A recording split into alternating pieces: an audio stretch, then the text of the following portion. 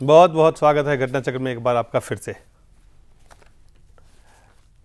बिहार के उप मुख्यमंत्री सुशील मोदी जी ने कहा है कि बिहार के मुख्यमंत्री नीतीश कुमार में प्रधानमंत्री के सारे गुण पाए जाते हैं और उनकी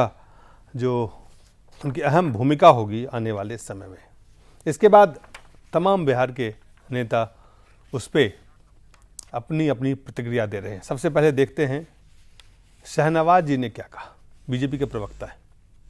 नीतीश कुमार जी सिर्फ दावा नहीं करते बल्कि बिहार में सुशासन है और नीतीश कुमार जी के नेतृत्व में बिहार तरक्की कर रहा है। समस्याएं बहुत गंभीर हमारे पूर्ववर्ती सरकारों ने हमारे लिए छोड़कर बड़ी समस्या वो रख कर गए, उसके निदान में थोड़ा समय लग रहा है, लेकिन नीतीश कुमार जी के नेतृत्व में 2015 तक ये सरकार है और 2015 तक नीतीश कुमार जी मुख्यमंत्री के नाते बिहार को देश का सबसे विकसित राज्य बनाएंगे, उस संकल्प के साथ वो काम कर रहे हैं। भाजपा के तरफ से पहली बार इस तरह का बयान आया है कि नीतीश कुमार को प्रधानमंत्री पद के लिए उनके जो उनका काम काज है, उनका जो सक्षमता है उसकी बाबत बात की गई है। जबकि नीतीश कुमार खुद कहते आ रहे हैं कि वो प्रधानमंत्री की कुर्सी की तरफ उन्हें जाने का कोई इरादा नहीं रखते हैं, कोई उनकी मंशा नहीं है, वो बिहार के लोगों की सेवा करना चाहते हैं। भाजपा के प्रवक्ता ने कहा कि बिहार प्रगति की ओर अग्रसर है।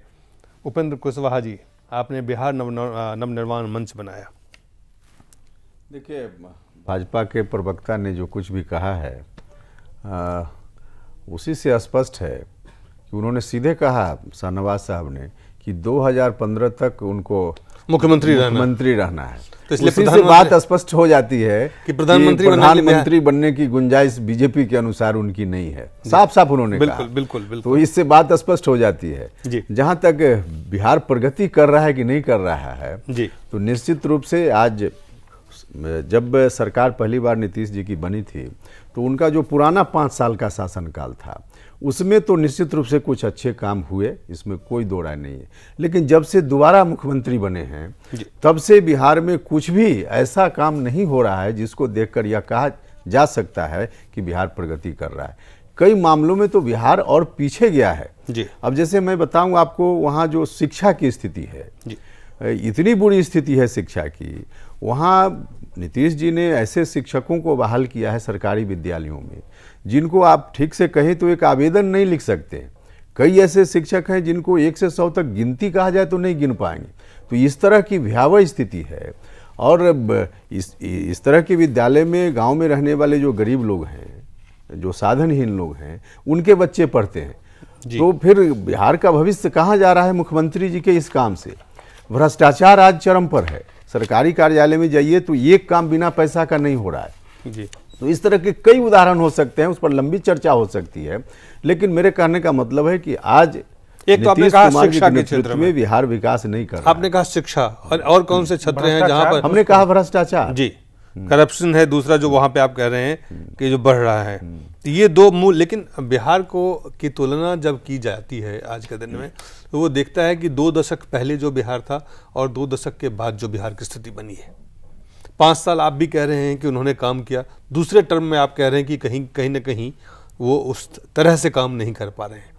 तो लेकिन ये जो चीज़ें हुई है, शिक्षकों की जो नियुक्ति हुई है, ये तो पहले टर्म में हुई थी, पहले ही बार हो गई थी। नहीं, जो हमने पहले टर्म में कुछ काम अच्छा हुआ, हमने यह कहा। कौन से काम अच्छे हुए? हमने कहा कुछ सड़कें वहाँ बनी है, मुख्य सड़कें वहाँ कुछ बनी है। अलग बात है कि उसमें भी क्वालिटी का मामला है। जो सड़क बनी उन 5 वर्षों में आज बिल्कुल ध्वस्त हो चुकी है, उसमें फिर से पैसा लगाया जा रहा है। तो एक अलग मामला है क्वालिटी का। लेकिन कुछ सड़कें बनी थी, इसलिए हमने कहा कि एक आध काम अच्छे हुए, लेकिन पहले कार्यकाल में अच्छा हुआ। बाद में जो आज इनकी सरकार काम कर रही है, बिल्कुल बिहार के विकास में एक तरह से कहा जाए तो इनकी सरकार आज बाधा खड़ी कर रही है, विकास नहीं हो रहा है। बाधा खड़ी कर रही है किसके लिए? बाधा जो गरीब लोग हैं, बिहार में रहने वाले जो लोग हैं, उनके लिए। इनका जो विकास की गति के बारे में, इनका जो ग्रोथ रेट के बारे में कहा जा रहा है कि आज हिंदुस्तान के बड़े राज्यों से बिहार तेज गति से प्रगति कर रहा है। लेकिन जो कुछ भी उस रफ्तार के माध्यम से बिहार विकास कर रहा है, उसमें जो 90% लोग हैं जो गांव में रहते हैं, जो किसान मजदूरों की आबादी है, उसका विकास उस ग्रोथ रेट में कहीं नहीं है।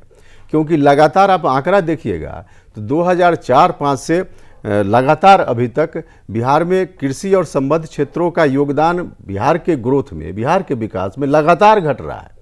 4-5 में 35% के लगभग योगदान था कृषि और संबद्ध क्षेत्रों का बिहार के विकास में। अभी 9-10 में घटकर 20 पर चला आया।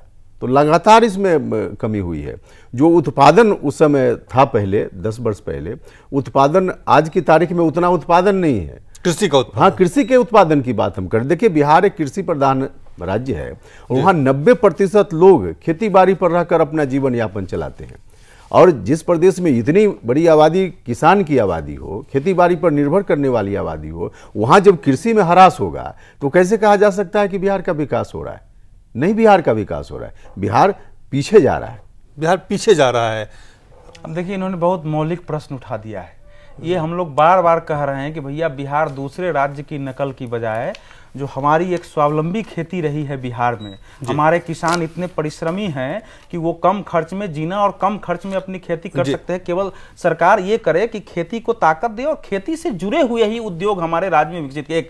बाकी इस समय देखिए 3 बातें हमको समझने की जरूरत है बिहार के संदर्भ में कि हमेशा नीतीश जी की सरकार का जो की तुलना होती है तो जहां कुछ भी नहीं था उससे तुलना हो रही, तो कुछ भी नहीं था उसको तो हमने हटा के आपको बुला दिया। आप क्या कर रहे हैं? ये केवल प्राइमरी स्कूल की बात कर रहे हैं। मैं पूरे बिहार का दौरा करता हूं क्योंकि आप जानते हैं कि पत्रकारिता के अलावा एक सार्वजनिक जीवन है, सभाओं में जाता हूं, विश्वविद्यालयों में कहीं पढ़ाई नहीं है केवल, और सबको यह आदेश है कि ज्यादा से ज्यादा छात्रों को पास कर दिया है। तो बिहार का भविष्य जो है आने वाली पीढ़ी का, तो बिल्कुल इस मायने में बिल्कुल इनसे सहमत हूं। एक, लेकिन जो सबसे खतरनाक काम वहां 2 हुआ है कि बिहार में जो कार्यकर्ता, राजनीतिक दलों में जो कार्यकर्ता और उसके पनपने की गुंजाइश थी, वो नीतीश कुमार जैसे नरेंद्र मोदी गुजरात में एको अहम द्वितीय नास्ती, उसी प्रकार से नीतीश कुमार अपनी पार्टी में एको अहम द्वितीय नास्ती होने के कारण एक दरोगा भी मुख्यमंत्री से बात कर सकता है, लेकिन बिहार में एक एमएलए की हैसियत नहीं है कि दरोगा को मना सके। और इसके कारण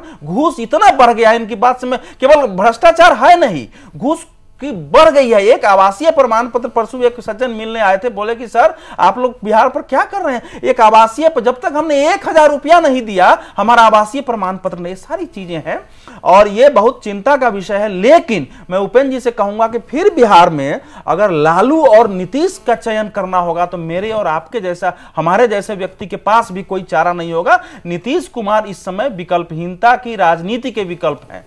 उपेंद्र जी, बहुत कम शब्दों में हमारा समय खत्म हो रहा है। जो अवधेश जी ने कहा कि विकल्पहीनता के कारण देखिए स्थिति है बिहार में, बिहार की जनता मैच्योर्ड है और यह बात ठीक है कि नीतीश कुमार जी के काम से बिहार के लोगों में काफ़ी निराशा हो रही है, लोगों में आक्रोश भी बढ़ रहा है। लेकिन मेरे जैसा आदमी मानता है कि बिहार की जनता समय पे अपना विकल्प स्वयं ढूंढ लेगी, अच्छा विकल्प ढूंढ लेगी। नवनिर्माण, आपने बिहार नवनिर्माण मंच का आपने एक बनाया है, तो इसका क्या अगला कदम क्या होगा? क्या आप विकल्प देने के लिए तैयार हैं बिहार? नहीं, देखिए हम कोई यहाँ बैठकर कोई विकल्प की बात कर दें, नहीं, विकल्प की बात नहीं, क्या आप उस वैकल्पिक व्यवस्था को तैयार करने में जुटे हैं? हम बिहार की जनता को अवेयर करने के काम में अभी लगे हैं जी। हम बिहार की जनता को अवेयर कर रहे हैं, लोगों की जो समस्याएं हैं उनसे उनको अवगत करा रहे हैं और साथ साथ जो बिहार सरकार का काम है अवेयर तो आपके लोग वहां पीड़ित हैं, तो क्या आप वैकल्पिक व्यवस्था देने के लिए तैयार हो रहे हैं? वैकल्पिक व्यवस्था जनता बनाती है, हम कौन होते हैं वैकल्पिक व्यवस्था बनाने वाले? जनता उनको जनता को राजनीतिक, जब लालू जी से लोग तबाह हुए तो नीतीश जी खड़े हुए, अब नीतीश जी से तबाह हो रहे तो कौन खड़ा है वहां पे? क्या उपेंद्र कुशवाहा खड़ा होने जा रहे हैं कि नहीं? उपेंद्र जी, मैं एक प्रश्न करता हूं बहुत साफ। देखिए अरुण जी भी हमारे मित्र हैं, आप भले मित्र नहीं हैं लेकिन एक सहानुभूति तो और बाकी चीज तो ही है। मैं ये पूछ रहा हूं कि भय ये है कि क्या बिहार नवनिर्माण मंच के लोग दबाव बना के और अंतिम समय में फिर नीतीश कुमार के साथ चले जाएंगे और बिहार विकल्प के अभाव में रह जाएगा क्या? नहीं, आपका सवाल बिल्कुल उचित है और मैं इतना बता दूं बहुत भूमिका के बजाय कि चाहे कोई परिस्थिति आ जाए, अपने अरुण जी का नाम लिया, अरुण जी हो या उपेंद्र कुशवाहा या इस जमात में काम करने वाला कोई भी व्यक्ति, राजनीति छोड़कर घर बैठ जाएगा, लेकिन नीतीश कुमार जी के झांसा में हम लोग दोबारा नीतीश कुमार जी के विकल्प पे आपकी जिम्मेवारी बहुत बड़ी है। आप कह रहे हैं कि नीतीश कुमार जी बिहार को बर्बाद कर रहे हैं, तो उसका उनका विकल्प क्या आप तैयार कर रहे हैं?